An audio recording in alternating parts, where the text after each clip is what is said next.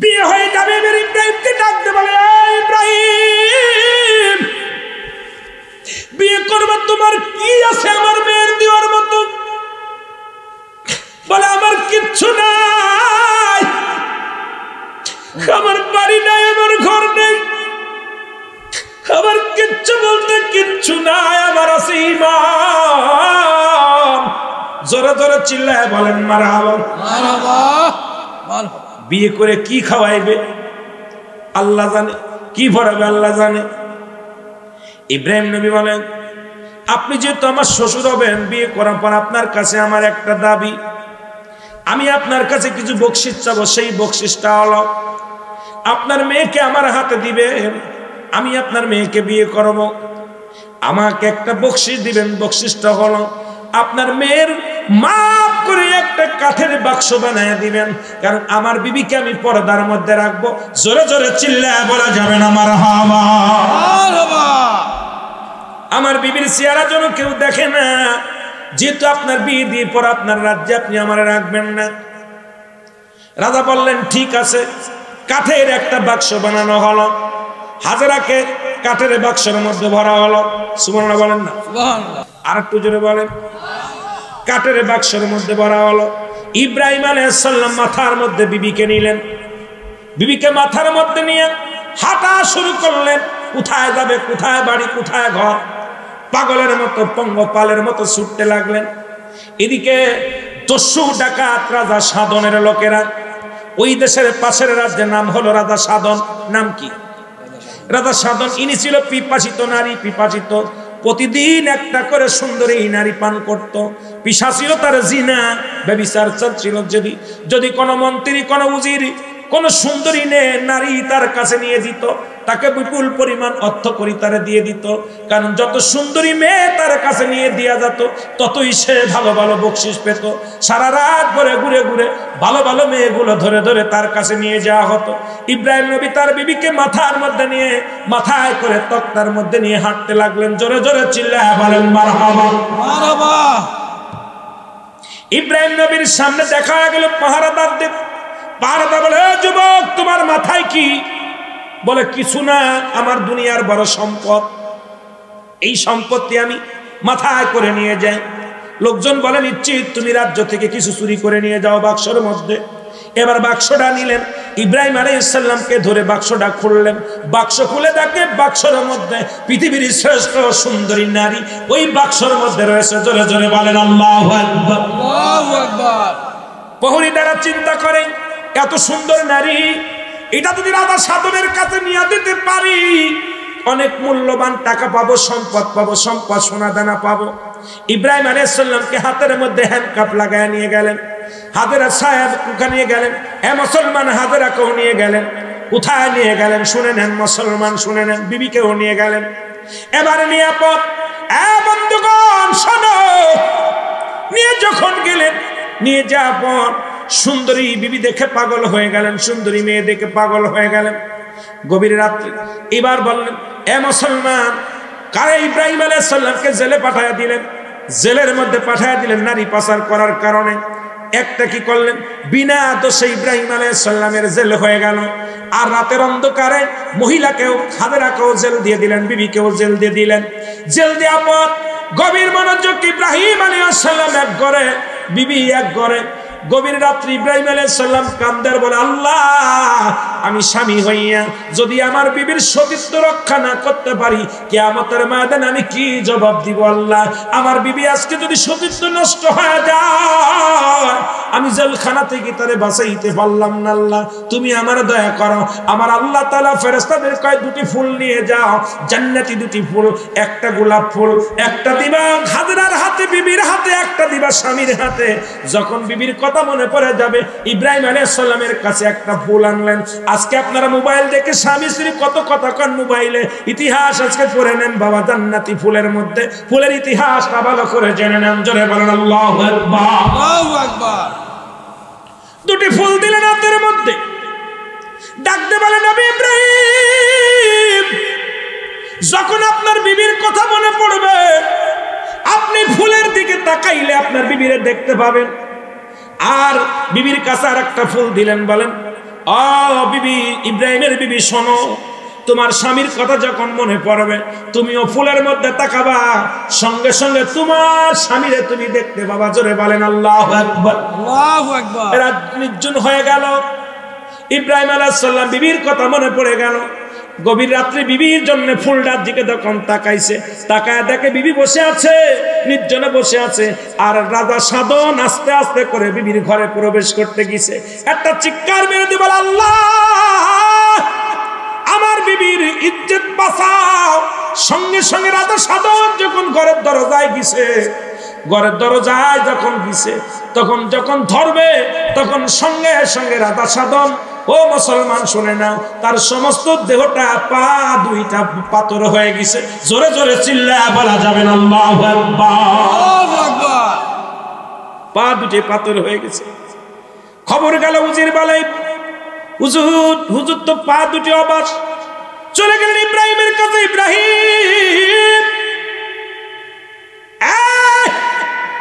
ইব্রাহিমের বিবিরে সর্বনাশ করা সম্ভব হলো না। হাজেরার কাছে বলে, হাজেরা রে, তুমি আমার মা, আমি তোমার সদস্য নষ্ট করবো না, তুমি আমার মা, তুমি আমারে মাফ করে দাও। আমার জন্য আল্লাহ ভালো করে দেয়। মহিলা মানুষ, দিলের মধ্যে বড় মায়া, মাফ করে দিলেন। সঙ্গে সঙ্গে পা দুটি ভালো হয়ে গেল। আবার পরের রাত্রে চিন্তা করে আজকে কোনো দরজা খোলা থাকবে, আজকে যে আমি আঁকড়ে ধরবো। ইব্রাহিম আলাইহিস সালাম আবার ফুলের ভিতর পরে রাত্রে তাকাইছে, তাকায় দেখে রাজা সাধন আস্তে আস্তে করে ঘরের মধ্যে যাবে। এমন সময় দুটি হাত আমার আল্লাহ পাথর বানায় দিছে। এবার আর হাত দুটি আর উঠতে পারে না, দাঁড়ায় আছে। এখন সারা রাত দাঁড়ায় আছে রাজা সাধন দাঁড়ায় আছে। সকালবেলা উজিররা দেখে ওই মহিলার ঘরের মধ্যে দাঁড়ায় আছে রাজা সাধন, দুটি হাত তারা পাথর হয়ে গেছে। এরা ধরায় দেয়, পা ধরায় ধরলেন। আপনার পা ধরায় ধরে কই, মা আপনি আমার মা, আপনি আমারে মাফ করে দেন, আর জীবনে ভুল করবেন না। মা কি করলেন, ইব্রাহিম নবীর বিবি মাফ করে দিলেন। সঙ্গে সঙ্গে হাত দুটি পাথর থেকে ভালো হয়ে গেল। চিন্তা করে পরের দিন রাগান্বিত হয়ে গেছে, আজকে কোনো কথা নয়, একবারে যে চেপে ধরবো। এবার যখন ঘরের মধ্যে যাইয়া পরের দিন আবার যখন ঘরের মধ্যে প্রবেশ করেছে, ইব্রাহিম আলাইহিস সালাম আবার ফুলের দিকে তাকায় দেখে রাজা সাধন গুটি গুটি পায়ে বিবির সর্বনাশ করার জন্য যায়। ইব্রাহিম নবী একটা চিৎকার মেরে বলে আল্লাহ।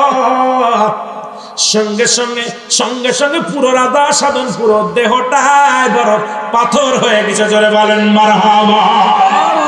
ছোট ছোট মূর্তিগুলো ইব্রাহিম খলিল, আল্লাহর খলিল, গুড়া গুড়া করে ফেলে দিল। যুবক শুনে নাও, সবগুলোকে হত্যা করে বড় মন্দিরে 10 হাত মা দুর্গার ঘাড়ের ভিতরে কোঠালখানা ঝুলায় থুয়ে চুলাইছে। বাড়িয়ে বয়ে আছে মানুষ। মেলা থেকে এসে মন্দিরে যায় দেখে রে, একটার নাক নাই, একটার হাত নাই, একটার পা নাই, একটার নাক নাই, গলা নাই, মাথা নাই, একদম মাথা ফেটে উঠে রয়েছে। সবাই বলে আমাদের ভগবানকে কে মারলো, মূর্তিগুলো কে ভাঙলো, বিচার হবে, কঠিন বিচার হবে। সবাই তীর ছুড়ল ইব্রাহিম নবীর দিকে। এই যুবক আমাদের মেলায় যায় না, আর যুবক তো খোদার বন্দেগী করে। ইয়াকা না'বুদু ওয়া ইয়াকা নাস্তাঈন। ইহদিনাস সিরাতাল মুস্তাকিম।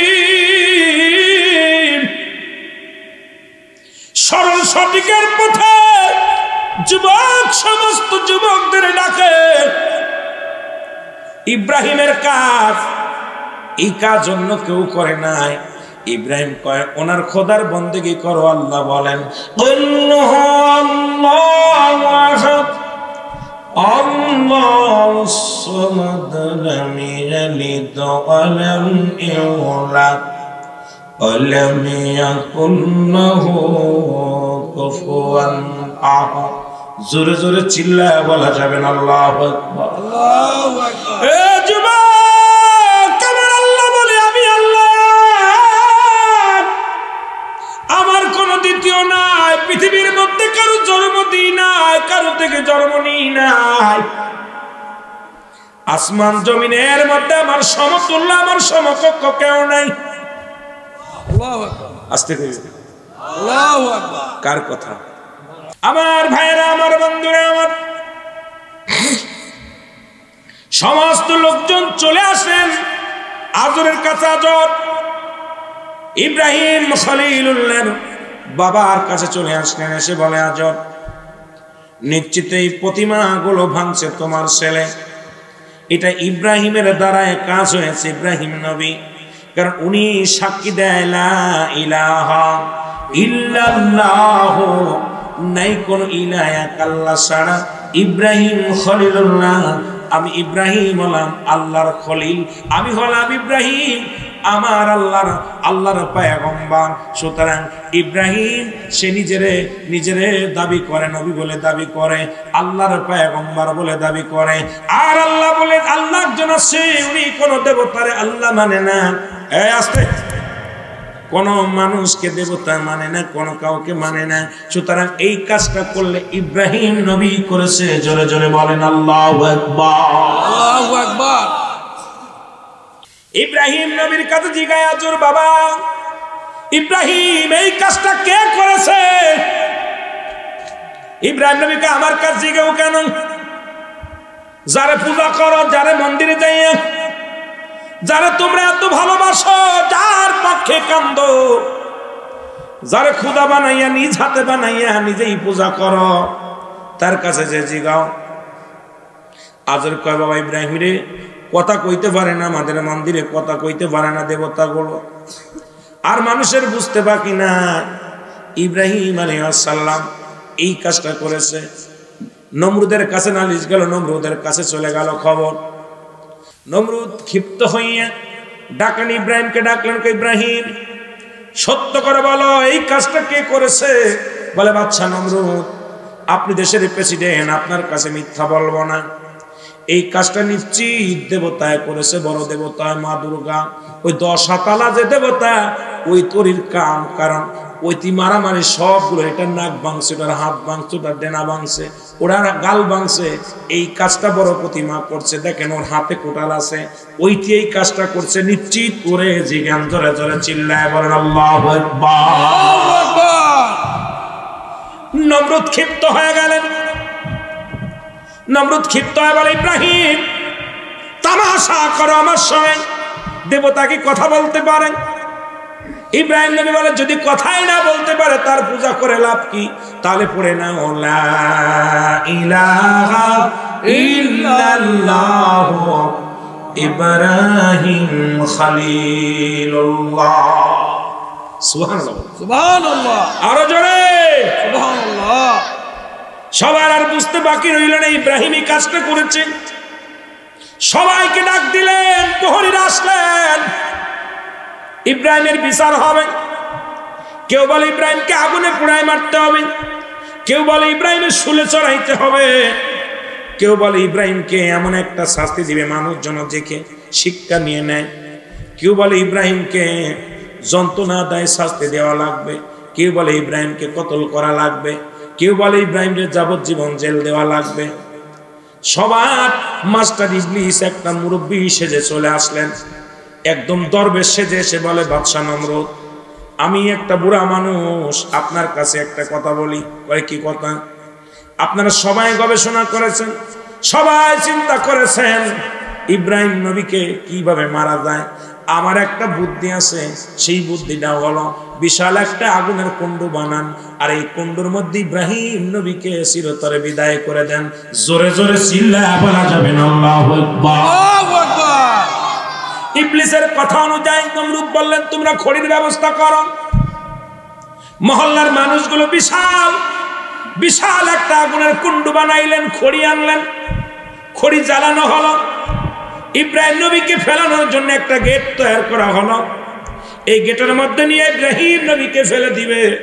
এটা চিন্তা করিয়া যখন এই গেটের মধ্যে আগুনের এত শিখা উঠলো, এত বড় লালিসা লেলাসা, আগুনের এমন পাওয়ার, এই আগুনের কাছে কেউ যেতে পারে না।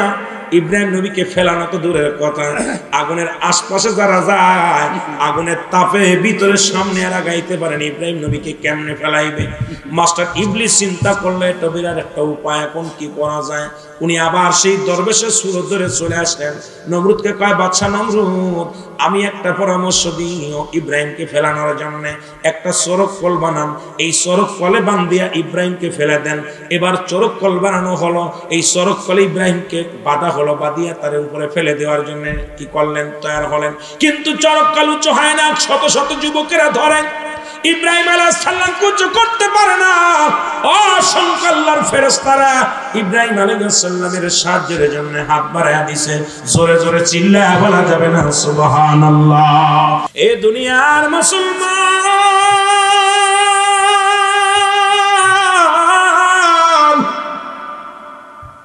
আমি যে কথা বলতেছিলাম গো,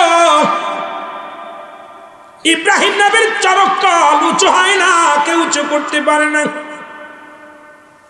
মাস্টার ইবলিস এসে বলে, হুজুর নমরুদ শোনো, ইব্রাহিম নবীর চরক কলটা যদি উঠাইতে হয়, এই মহল্লার সুন্দরী 40টা মহিলা লাগবে। কয়টা? 40টা।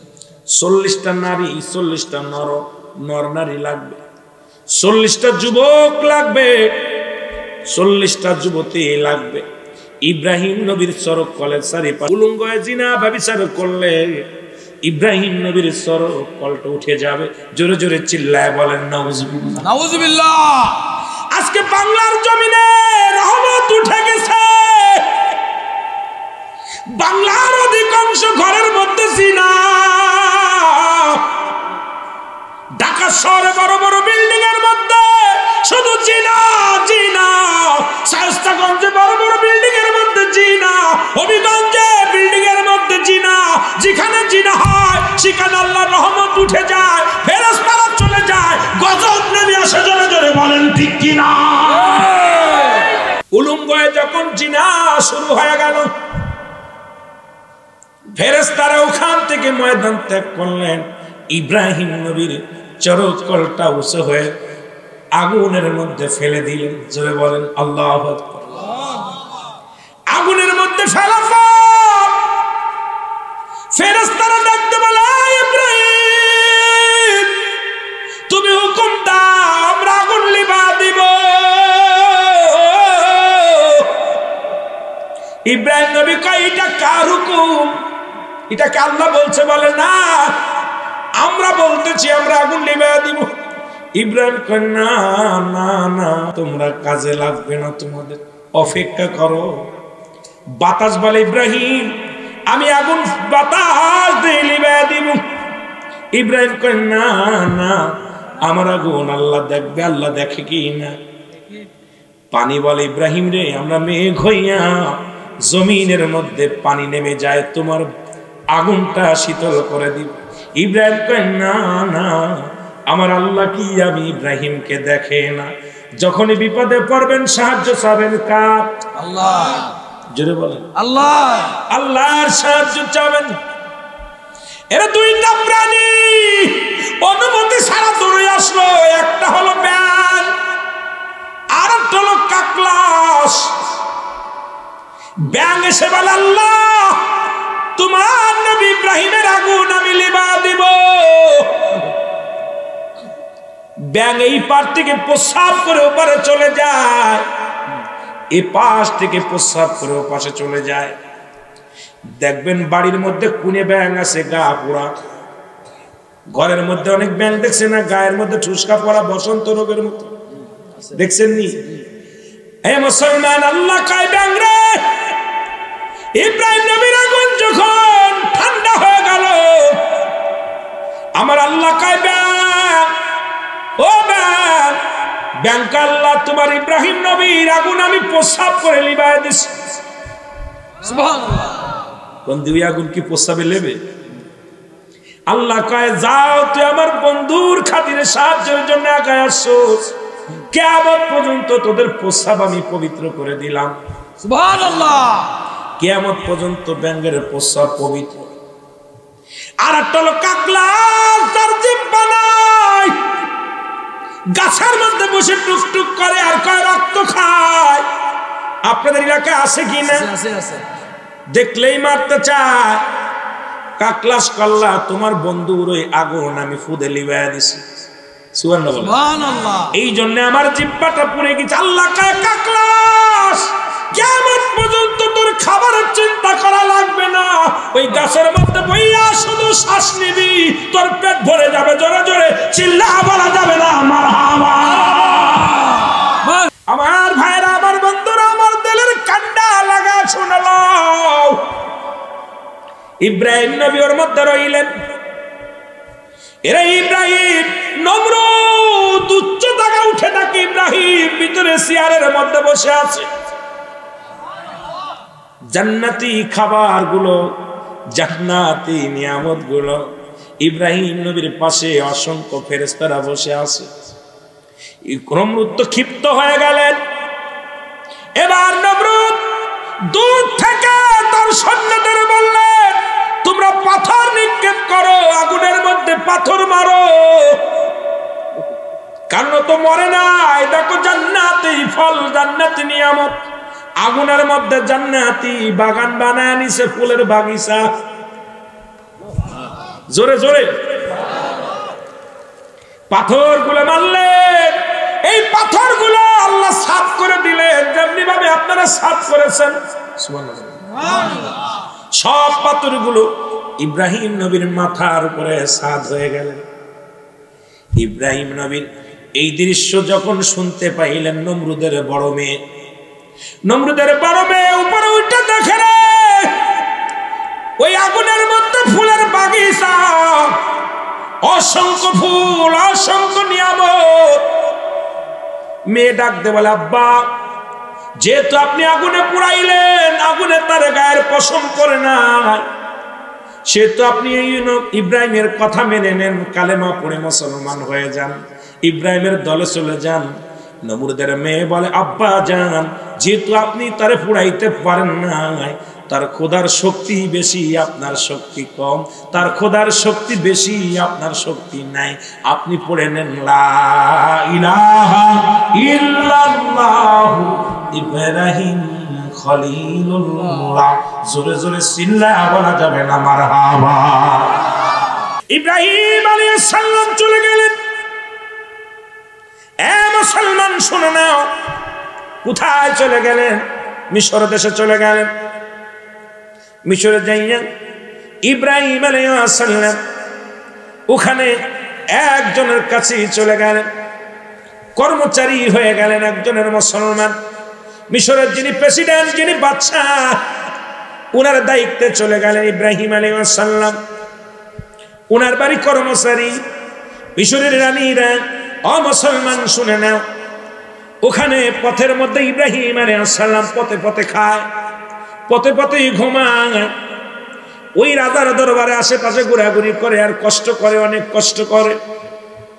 হঠাৎ একদিন দেখে যুবকেরা মিশরের বাজারের দিকে যায়। এ যুবকেরা, তোমরা কই যাও?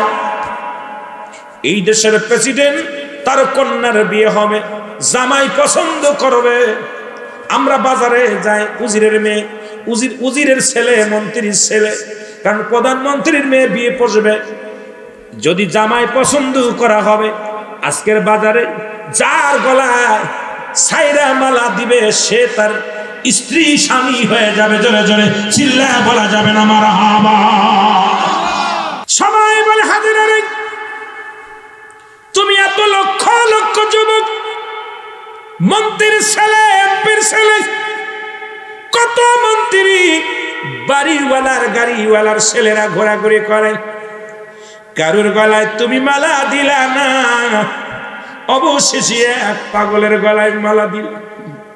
হাজরা কয়, বান্ধবীরা রে, তোরা চিনবি না আমি কার পাগল, আমি কার পাগল, আমি আমার মৌলার পাগল, আমি তার গলায় মালা দিছি রে, এর তার খাতিরে আমি দুনিয়া কেরা দুইটাই পেয়ে যাব।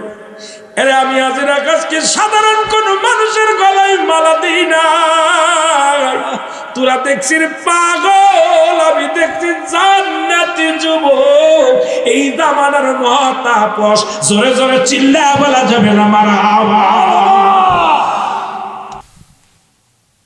ওই জায়গার নিয়ম ছিল যার গলায় মালা দিবে সেই স্বামী হবে। রাজার কাছে খবর আসলো, হুজুর সর্বনাশ, আপনার মেয়ে পাগল হয়ে গেছে, এক পাগলের গলায় মালা দিছে। ইব্রাহিম আলাইহিস সালামকে রাজ দরবারে নিয়ে যাওয়া হলো। ইব্রাহিম আলাইহিস সালামকে নিয়ে যাওয়া হলো, হাজেরাকে নিয়ে যাওয়া হলো। বলছে মা গো, তুমি প্রত্যাখ্যান করো। হাজেরা বলে না, জীবন দিতে রাজি আছি, এই মালা ফেরত নিতে রাজি না। সুবহানাল্লাহ বলে, সুবহানাল্লাহ, আরো জোরে সুবহানাল্লাহ। হাজেরা আবার বলে আমি ফেরত নিতে রাজি নই। রাজা বলে, প্রধানমন্ত্রী বললেন, মালা যদি পরিবর্তন না করো, মারে আমি কিঞ্চিত পরিমাণ সম্পদের তোমাকে দিব না, তোমাকে একটা কানা করি দিব না। যদি ফকিরের গলায় মালা দিছো, মালা উঠায় নাও। বলে বাবা গো, তুমি এই ফকিরের চিনবা না, এটা দুনিয়ার ফকির নয়, আমার মাওলার ফকির, আমার মাওলার গোলাম। আমি সাধারণ কোন মানুষের গলায় মালা দিই নাই, আমি যার প্রেমে পাগল বাবা, তারে আমি খুঁজে পেয়েছি, অনেক কষ্ট করে খুঁজে পেয়েছি গো বাবা। তোমরা চিনবা না, তোমরা চিনবা না, আমার এই মনের মানুষটারে তোমরা চিনবা না রে বাবা। ইনি হলো দুজানের একজন আমার আল্লাহর গোলাম, যার গলা আমি মালা দিছি রে, আমি জান্নাতের আশায় রে বাবা। এই কবুতর গুলো তাদের কষ্ট দেওয়া যাবে না। কবুতর একটা আল্লাহ রাসূলের প্রিয় পশু, এর মধ্যে পাখি, এর মধ্যে আল্লাহ পাখিরও একটা প্রিয় পাখি বানাইছে মানব জাতির জন্য। এই কবুতর গুলো আমার নবীর সাহায্য করার পর তাদের মর্যাদা বেড়ে গেলেন। এই যে মুসলমান মক্কা থেকে মদিনায় যখন হিজরত করলেন রহমতের নবী, সঙ্গে হলো আবু বকর সিদ্দিক রাদিয়াল্লাহু তাআলা আনহু। যখন যাইতে যাইতে শত্রু পিছনে লাগলেন, একটা গুহার মধ্যে আশ্রয় নিলেন। এরপরে গুহার উপরে মাকড়সায় বাসা বানাইলেন, জাল বানাইলেন, কবুতরে বাসা বানাইয়া ডিম পারিয়া তা দিতে লাগলেন।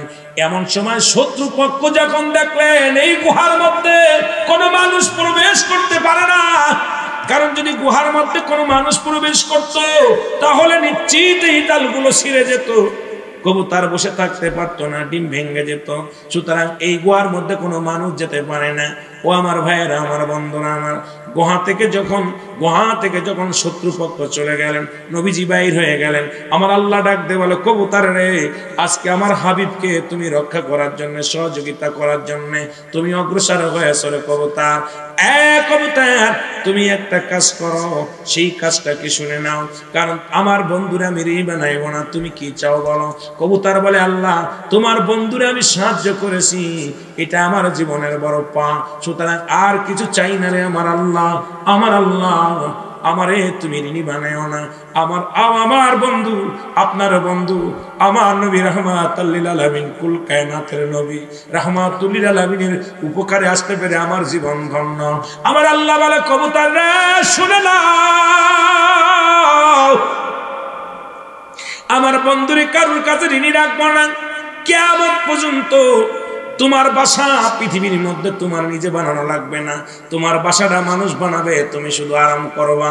কিয়ামত পর্যন্ত কবুতরের বাসা শুধু মানুষে বানায়, কেউ বানায় বাঁশ দিয়া, কেউ বানায় কাঠ দিয়া, কেউ বানায় লোহা দিয়া, কেউ বানায় টিন দিয়া, কেউ যদি না পারে ঘরের পাশে একটা ঝুড়ি পেতে দেয়, জ্যাকেট ঝাঁকা পেতে দেয়। ও মুসলমান শুনে নেন, কিয়ামত পর্যন্ত কবুতর তার নিজের বাসা নিজে বানায় না, এই বাসা বানানোর দায়িত্ব মানব জাতিরে দিয়ে দিছে আমার আল্লাহ। কারণ আমার হাবিবের সম্মানের খাতিরে জোরে জোরে চিল্লা বলা যাবে না মারহাবা। আমি আজকে পরে কথা বলে যাব, খেয়াল রাখবেন ওয়াজ কোথায় রাখলাম, গল্প করে বলে যাব, কাজে লাগবে, কাজে লাগবে। এ দরদি বন্ধুরা শুনে নাও, মাকড়সা বলেন, মাকড়সা আমার আল্লাহ ডাকতে বলে, মাকড়সা রে তুই আমার, তোদের স্রষ্টা কে? তোদের যিনি স্রষ্টা তারও তো মৃত্যু আছে। আমি জানি স্রষ্টার মৃত্যু নাই, কার নাই? আমার আল্লাহর নাই, ঠিক কিনা? সৃষ্টির মৃত্যু আছে। সুতরাং যিনি সৃষ্টি তোরাই তোরে বানাইলো, আমারে যিনি বানাইলো তার তো মরণ নাই। তোরে যে বানাইলো তার মরণ আছে, সুতরাং তুই খোদার বন্দেগি কর, কথা বল, খানা খা, আমার লগে কথা বল নাই, আজকে খবর আছে, জোরে বলেন আল্লাহু আকবার। চারজন খলিফার দ্বিতীয় নম্বর খলিফা হলো হযরত ওমর ফারুক রাদিয়াল্লাহু তাআলা আনহু। আমার ভাইরা, আমার বন্ধুরা, খেলাপথে আছে যে ওমর যে রাস্তা দিয়ে প্রবেশ করত, এই রাস্তা দিয়ে শয়তান পর্যন্ত যেতে ভয় পেত। এত রাগান্বিত একজন আদর্শবান খলিফা ছিলেন, এমন একজন চেয়ারম্যান ছিলেন বা প্রতিনিধি ছিলেন। খলিফা শব্দের অর্থ হলো নেতা, প্রতিনিধি। যেমন আজকের দুইজন চেয়ারম্যান আছে, ইউনিয়ন পরিষদের নেতা, ইউনিয়নের নেতা, পৌরসভার নেতা। এইরকম হযরত ওমর ফারুক উনিও ছিলেন একটা মহল্লার নেতা। রাসূল আকরাম সাল্লাল্লাহু আলাইহি ওয়াসাল্লামের ওফাতের পরে হযরত আবু বকর সিদ্দিক রাদিয়াল্লাহু তাআলা আনহু উনি পাইলেন খেলাফত, উনি নেতা হইলেন, ইনার পরে খলিফা হলেন হযরত ওমর ফারুক রাদিয়াল্লাহু তাআলা আনহু। ওনার কদমে একজন বৃদ্ধ তার সন্তানকে হাত ধরে টানতে টানতে নিয়ে চলে আসলেন। যুবক ছেলেকে ডাক দিয়ে বলেন, বাবা, হযরত ওমরের কদমের মধ্যে যেতে হবে আমার যুবক ভাইরা। বাবাই বললেন হযরত ওমর ফারুক রাদিয়াল্লাহু তাআলা আনহুর কদমের মধ্যে যেতে হবে। সন্তান বলে, বাবা আমি যাব, আমারে নিয়ে চলেন, কারণ আমি শুনেছি হযরত ওমর ন্যায় পরায়ণ বাদশা, যার কাছে কোনো অন্যায় বিচার হয় না, যার কাছে গেলে কোনো মানুষ নিরাশ হয় না, যিনি যেটা সত্য সেটার ন্যায় বিচার করে, অন্যায় কোনো বিচার হযরত ওমর মেনেও নেয় না, করেও নেয়। জোরে জোরে চিল্লায়া বলা যাবে না মারহাবা। আমাদের দেশে মাতবার চেয়ারম্যান মেম্বার অনেক সময় টাকা খেয়ে সালিশ উল্টাপাল্টাও করে দেয়, করে কি করে না? আছে না? অনেক মাতবার আছে সমাজের মধ্যে। 200 টাকা দিলে পরে 500 টাকা দিলে আয়া দেখা যায় হক কথার জায়গার বেহক কথাই বেশি বলে। আছে না? আছে না? কি জবাব দিবি? আমার ভাইয়েরা, আমার বন্ধুরা, আমার হযরত ওমরের কদমের মধ্যে বৃদ্ধ ডাক দে বলে, আমিনুল মুমিনিন, আপনার কদমের মধ্যে আমার ছেলের বিচারের জন্য আনছি। কার বিচার? কথা বলেন না কেন? ছেলের বিচার। কার বিচার? ছেলের বিচার করবে কে? কথা কন, কে করবে? হযরত ওমর ফারুক রাদিয়াল্লাহু তাআলা আনহু বিচার করবে। ধরে আনছে বাবা, কেমন বাবা গো, কেমন বাবা গো। আর আমরা ছেলে অন্যায় করলে দেখা যায় মিন্নির মতো বেয়াদব মার্কা গার্জিয়ান যারা আছে, বিন্নির বাবের মতো বেয়াদব মারা মুজাম্মেল মার্কা মানুষ যারা আছে, সন্তান হারামি কাজ করে, সন্তান লুচ্ছামি করে, সন্তান গাঁজামদ খায়, আবার সেই সন্তানের জন্য আদালতে দাঁড়ায়। লজ্জা থাকার দরকার, কারণ ওই সন্তান কিন্তু বুকের মরে লাথি মেরে জাহান্নামে চলে যাবে। আমার যুবক ভাইরা, যেহেতু যুবক সমাজের আয়োজিত আজকের মাহফিল, এই জন্য আপনাদের কথা দিয়ে আলোচনা শুরু করলাম। তারপরে আমি আলোচনা আস্তে আস্তে যাব। মুসলমান শুনে নেন, এই প্রতিটা সন্তান আল্লাহ পাক আপনার কাছে আমানত রাখছে। আমানতের খিয়ানত করার অধিকার আপনার নাই। এই সন্তান একদিন আপনাকে বুকের মধ্যে লাথি মারবে, এই সন্তান আপনার বিরোধিতা করবে, এই সন্তান আল্লাহর আদালতে মামলা দিবে। আল্লাহ, আমার আব্বা কোনোদিন নামাজের জন্য তাগিদ দেন নাই, রোজার জন্য তাগিদ দেন নাই, হারাম খেয়েছি কোনোদিন কিছু বলে নাই। কোনদিন আমার আব্বা যান আমার শীতের দিনে আমি ঘুমায় থাকতাম, কোনদিন নামাজের জন্য ডাকেন নাই। সুতরাং এ আল্লাহর বান্দা শুনে নাও, কঠিন হাসরের ময়দানে ওই সন্তানগুলো বাবার বুকের মধ্যে লাথি মারবে। আমার আল্লাহ বলবে, বান্দারে, ও ফেরেশতা, আমি সহ্য করতে পারি নাই যে সন্তান বাবার মুখে পা লাগাইছে, ওই বাবা মা বাবা সন্তান সহ দুজনকেই তুমি জাহান্নামে নিক্ষেপ করো, কারণ জাহান্নামী সন্তানের কারণে আপনি জাহান্নামে যাবেন। যতই আপনি তাসবিহ টেপেন, যতই আপনি কালেমা পড়েন, যতই আপনি নামাজ পড়েন, সমস্ত নামাজ রোজা হজ যাকাত সবকিছু বরবাদ হয়ে যাবে। আপনার আহলে বায়ত যদি না বাঁচাইতে পারেন, বিবি যদি বেনামাজি হয়, সন্তান যদি হারাম করা হয়, যদি মুসলমান ভাই যদি হারাম করা হয়, আল্লাহর আদালতে জবাব দেওয়া সম্ভব হবে না। জোরে বলেন ঠিক কিনা? হযরত ওমর ফারুক রাদিয়াল্লাহু তাআলা কদমের মধ্যে বললেন, হুজুর আমিনুল মুমিনিন, আমার সন্তান অপরাধ করেছে, তার বিচারের জন্য আপনার কদমের মধ্যে আসছি। খলিফা হযরত ওমর ফারুক বলে, যুবক বিদ্যারে কি অপরাধ করছে বলো? বলে, হুজুর 1 নাম্বার অপরাধ করছে আমার ছেলে।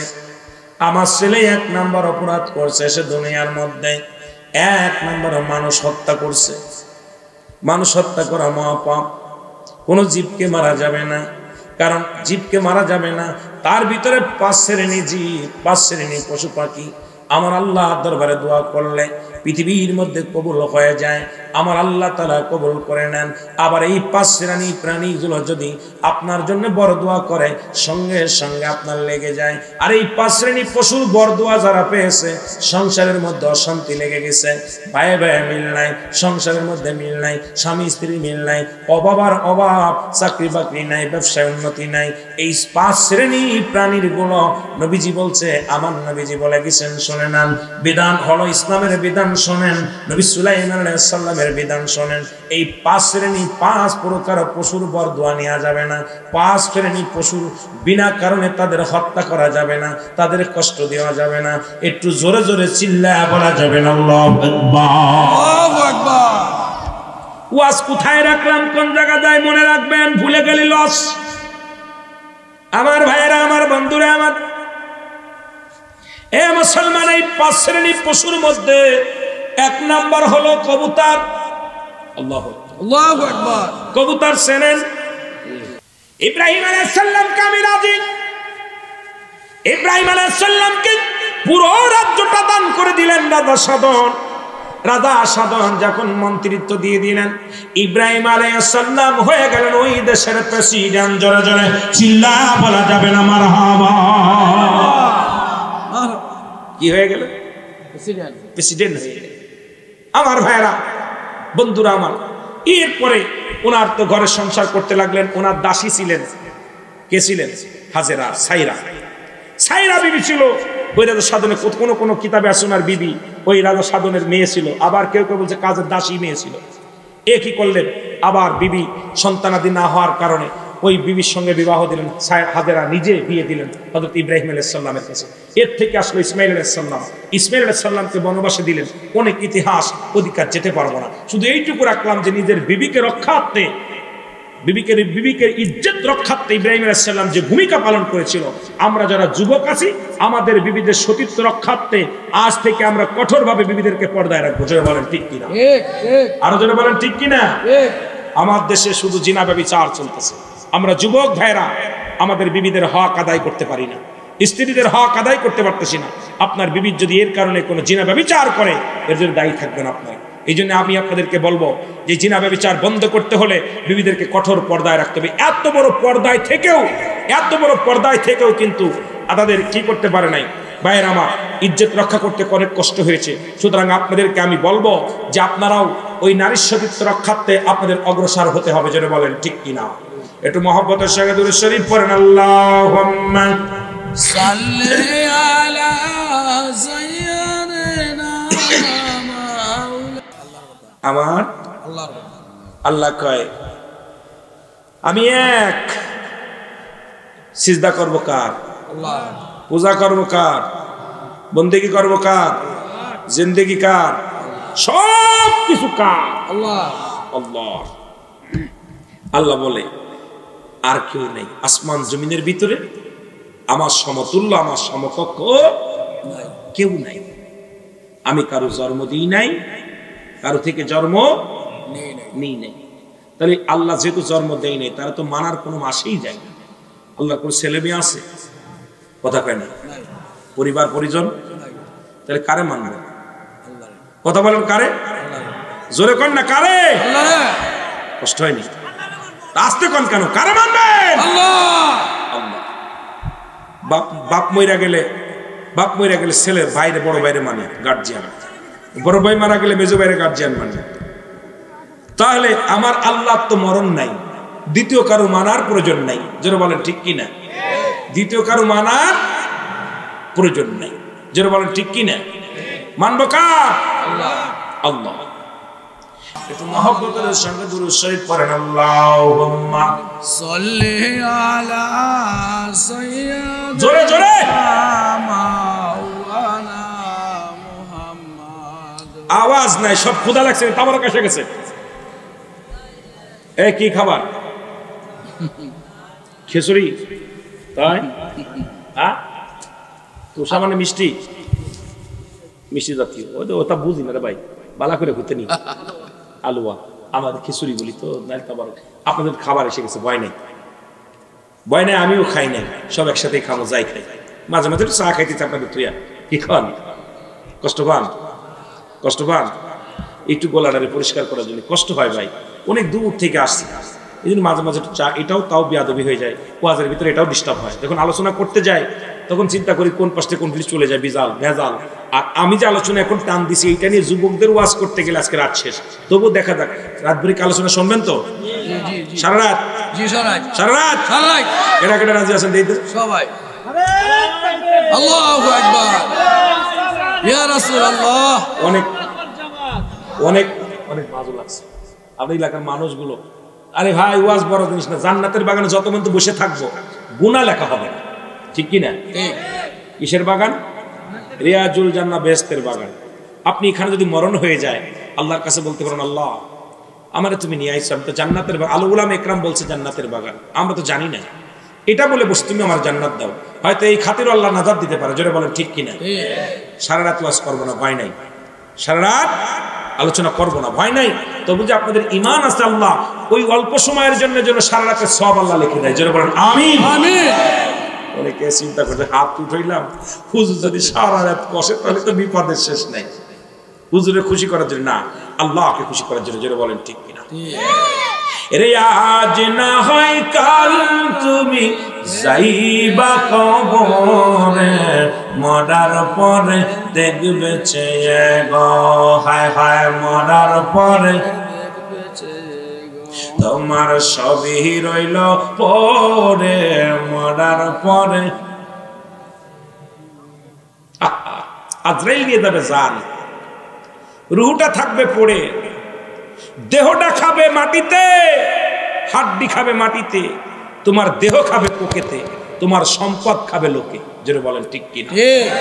দেহ খাবে পোকে, সম্পদ খাবে লোকে।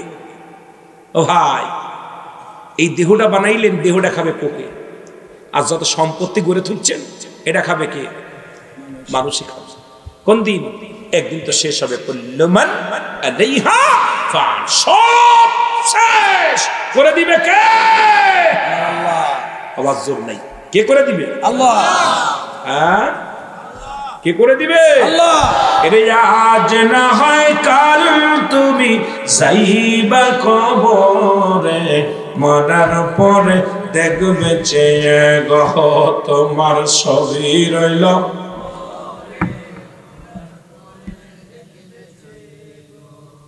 ওই যে আরিয়ান আয়াত, শিশু আয়াত মারা গেছে, মা পাগল হয়ে গেছে, সন্তানের স্কুলের কাপড়গুলো জোড়ায় ধরে ধরে কাঁদতেছে, করছে আমার সব পড়ে আছে, আমার আয়ান কো।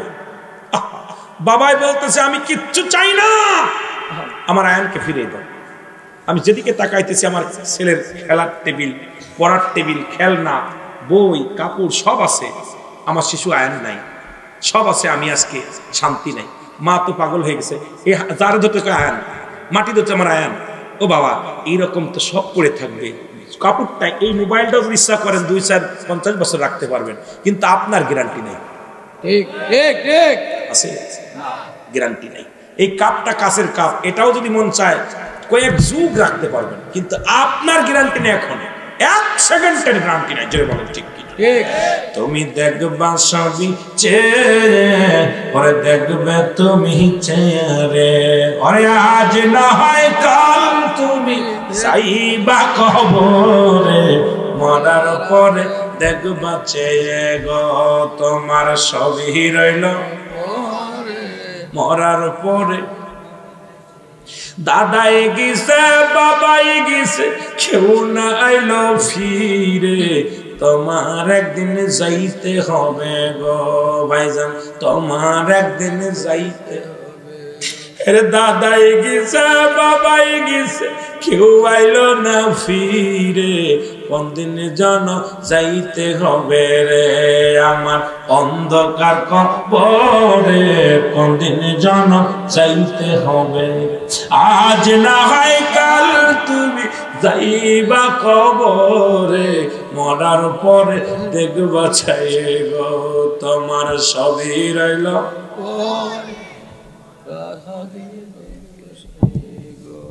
এ ভাই কত গজল কত সঙ্গীত গাইতে মন চাই কিন্তু গাওয়ার সময় তো পাই না গল্প করেই তো শেষ করতে পারি না মনের কথা বললে বুকটা ফেটে যায় কখন মরে যাবো হয়তো সুরুল আমিন সিদ্দিকী আর নাই চেয়ারম্যান সাহেব নাই আহা কখন ডাক এসে যাবে কত যুবক এই যে আয়ান শিশু আয়ান মাত্র কয় বছর 5 বছর না 6 বছর বয়স আল্লাহ নিয়ে গেছে আল্লাহ নিয়ে গেছে এত মস্তানি কোথায় বাবা সব চলে যেত আপনাদের আহলে সুন্নাত ওয়াল জামাতের প্রেসিডেন্ট ছিল শায়েস্তাগঞ্জের বাবুল ভাই কি নাম বাবুল ভাই যেদিন মারা গেল স্টাডার শায়েস্তাগঞ্জ স্টাডার আপনার ওই রব ভাই আমার ফোন দিয়ে আরেক কান্দা বলছে ভাই আহলে সুন্নাত ওয়াল জামাতের বাবুল ভাই চিনতেন আপনারা বাবুল ভাইয়ের চিনতেন না যুবক করে সাজিদুর রহমান বাবুল ভাই নামে চিনতাম তার সাজিদুর রহমান বাবুল আমরা ডাক নাম ছিল বাবুল